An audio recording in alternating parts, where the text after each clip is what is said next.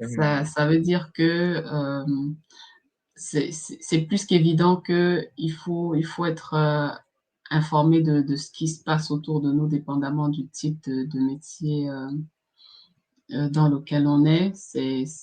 Enfin, il y a plus de j'allais dire moyen de ne pas se mettre à jour, en fait.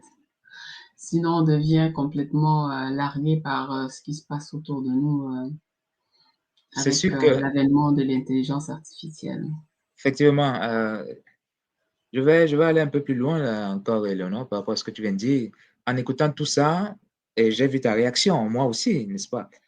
Quand, quand je faisais certaines de ces recherches, c'est, oh, on est déjà rendu là et jusqu'où on peut aller, mais comment rester, comme je le disais au début de notre conversation, comment rester à la page? Ça va vite. Il faut plutôt cibler, parce que c'est là que j'ai l'intelligence artificielle, ça touche à tout quasiment, là.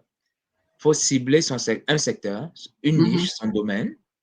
Par exemple, Se si on est un professionnel de la spécialiser. santé, voilà, Mmh mh. on se spécialise. Si on est tout à l'heure, on va parler des transformations dans l'éducation et ainsi de suite. On choisit son secteur d'activité, on choisit sa niche et on se concentre là-dessus. On apprend progressivement. Il y a tellement d'applications que ça ne sert à rien de vouloir tout connaître. On n'y arrivera pas de toutes les façons. Mmh mh. On choisit 2, 3, 4 applications dans notre secteur Mmh mh. et les connaître, les maîtriser Mmh mh. Mmh mh. progressivement, savoir quand les utiliser et pourquoi les utiliser.